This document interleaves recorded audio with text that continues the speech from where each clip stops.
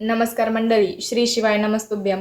तर मंडळी पहा की मी तुम्हाला आज एक सेवा सांगणार आहे आणि ती सेवा तुम्ही अमावस्यापासून जरी सुरुवात केली तरी चालतं किंवा म्हणजे कोणतीही अमावस्या आली आणि तेव्हापासून तुम्ही स्टार्ट केलं तरी चालतं. ही जी सेवा आहे ते मी माझ्या स्वतःच्या घरामध्ये पण केलेली आहे आणि त्याचं फळ मला भेटलेलं आहे. त्यामुळे मी सेवा केली, ज्याचा अनुभव मला आला, तीच सेवा मी तुमच्यापर्यंत पोहोचण्याचा प्रयत्न करणार आहे.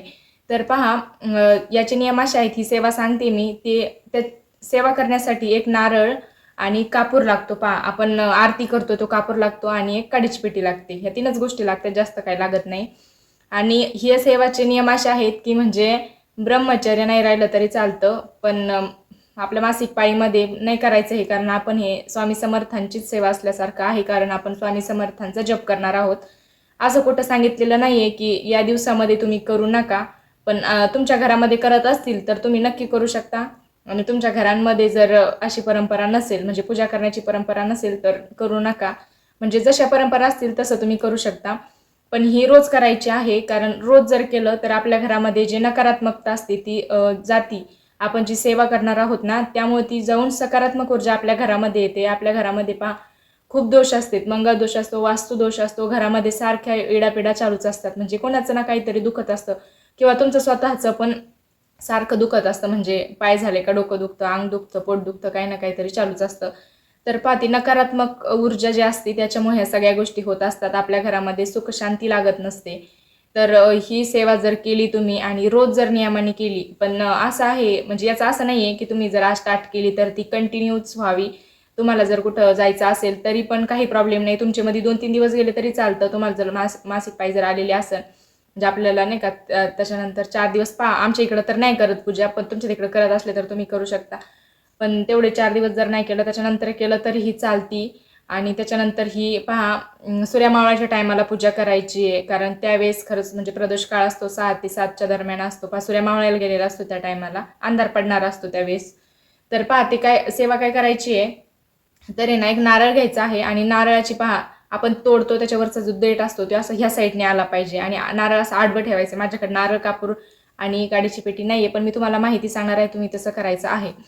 आणि जे कापूर आहेत त्या 7 घ्यायच्या आहेत. कापराच्या ज्या म्हणजे असतात ना, हे त्या 7 घ्यायच्या आहेत. आणि कापूर तुम्ही कोणता पण वापरला तरी पण चालन.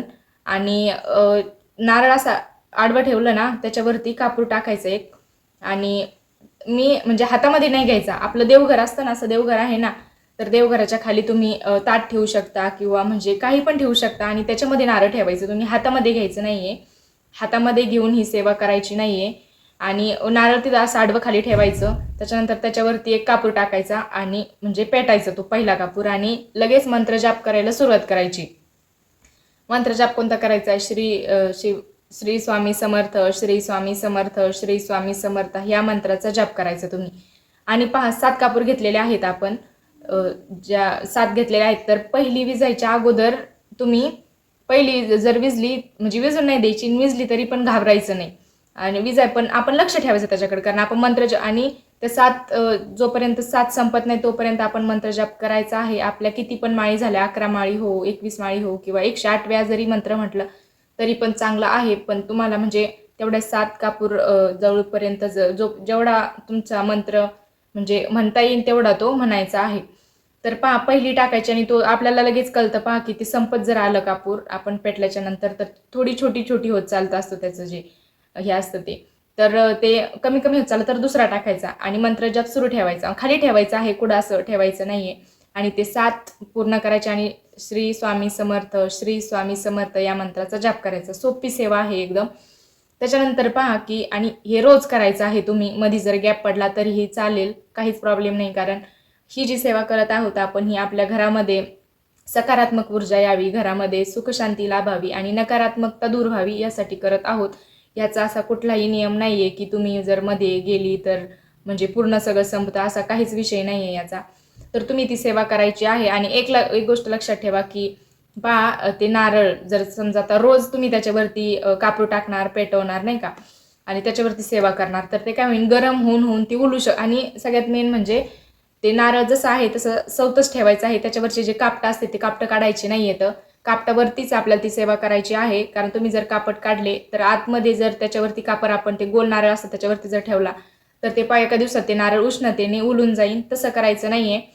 तर ते त्याच्यावरती कापटं आहेत त्याच्यावरतीच तुम्ही तो कापूर ठेवायचा आहे आणि त्याच्यावरती ती सेवा करायची आहे. आणि जर तुमचं नारळ 2-3 दिवसानंतरच लगेच उरलं तर घाबरायचं काहीच कारण नाही, कारण ते उलतं का आपल्या घरामध्ये नकारात्मकता आहे म्हणून नाही, तर त्याचा विषय असा असतो की ती आपण त्याच्यावरती कापूर जाळणार आहोत आणि ते कापूर जाळल्याच्या नंतर उष्णता तयार होणार आहे आणि उष्णता झाल्याच्या नंतर ते नारळ उलणार आहे, पण आतमध्ये खराब होईल किंवा नाही होईल. जर ते लयच खराब झालं तर तुम्ही त्याचं विसर्जन करा पाण्यामध्ये, आणि जर ते खराब झालेलं नसलं तर तुम्ही ते खायचं आहे, टाकून द्यायचं नाही आहे. कारण हे आपण जी सेवा करणार आहोत ती सेवा खूप चांगली आहे आणि ते सेवा केलेलं नारळ असेल त्याच्यात, आणि आपण जी सेवा करतो त्याच्यामध्ये ते सगळं असतं, म्हणजे जी सेवा करणार आहोत ती नारळामध्ये असते, त्याच्यामुळं ती टाकून द्यायचं किंवा फेकून द्यायचं नाही आहे. जर खराब झालं तर त्याचं विसर्जन करायचं आहे आणि खराब नाही झालं तर त्याचं विसर्जन करायचं नाही आहे, ते खायचं आहे. आणि तुमचं जर नारळ खराब झालं नसेल आणि तुम्हाला जर नारळ बदलायचा असेल तर तुम्ही अमावस्येला जर प्रारंभ केला ह्या सेवेचा, तर तुम्ही पौर्णिमेला जर तुम्हाला जर नारळ बदलायचं असेल तर तुम्ही पौर्णिमेला ते नारळ बदलू शकता. जरी तडा गेला नसेल आणि तुम्हाला जर बदलायचं असेल तर बदलू शकता. आणि तुमचं नारळ चांगलं राहिलं तर तुम्ही 1 महिना 2 महिना म्हणजे जोपर्यंत सेवा करत आहात तोपर्यंत तुम्ही ते नारळ ठेवू शकता.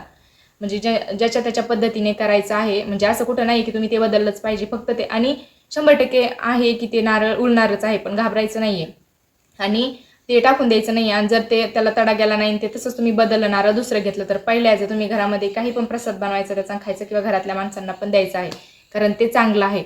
आणि म्हणजे घाबरायची अशी कोणतीच गोष्ट नाही आहे त्याच्यामध्ये. आणि ही सेवा जर तुम्ही कंटिन्यू जर करत राहिलात तर खरंच याचं खूप मोठं फळ भेटतं. आणि हे जी सेवा मी केलेली म्हणजे आमच्या घरामध्ये जे चालतं तेच मी तुमच्यापर्यंत पोहोचते, कारण ही सेवा आमच्या माझ्या मम्मीकडे त्यांच्याकडे नाही होत, पण आमच्या घरी केलं जातं हे. आणि मी माझ्या हाताने पण मला करायला लावलं होतं तर मी पण केलेलं आहे आणि याचा अनुभव मला पण आलेला आहे. कारण आपण जर रोज म्हणजे आपल्याला तसं लय वेळ नाही लागत, 10 मिनिटं तरी लागत असतील तेवढे कापूर जाळायला आपला तेवढा मंत्र म्हणण्यापर्यंत, म्हणजे म्हणूच तर 10-20 मिनिटं काय असतील ते.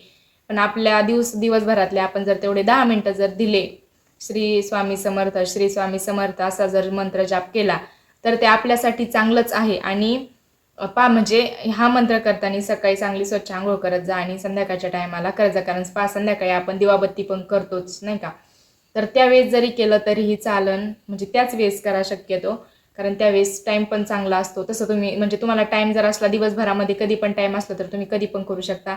तशी अमावस्या आपली लागणारे संध्याकाळी म्हणजे मंगळवारी लागणारे संध्याकाळी 6:50 आणि बुधवारी संपणारे नाही, सोमवारी लागणार आहे. सोमवारी म्हणजे सोमवार ते अमावस्या आलेली आहे तर सोमवारी लागणार आहे 6:50 आणि मंगळवारी 3:13 संपणार आहे. तर तुम्ही याच्यामध्ये जरी स्टार्ट केलं तरी पण चालन किंवा नंतर तुम्ही पुढच्या अमावस्याला केलं तरी चालन. पण तुम्हाला जर म्हणजे वाटत असेल की ही सेवा चांगली आहे तर नक्की करा. आणि म्हणजे चांगली आहे ही सेवा, खरंच मला अनुभव आलेला आहे म्हणून मी ही सेवा तुमच्यापर्यंत पोहोचण्याचा प्रयत्न करत आहे. आणि तुम्हाला जर अनुभव आला तर मला कमेंटमध्ये नक्की सांगा आणि कमेंटमध्ये हर हर महादेव नक्की लिहा. आणि अशाच नवीन व्हिडिओज जर पाहायचे असतील तर माझ्या चॅनलला मयुरी पालवे चॅनलला सबस्क्राईब करा. आणि तुम्हाला माझी माहिती कशी वाटली नक्की सांगा. धन्यवाद.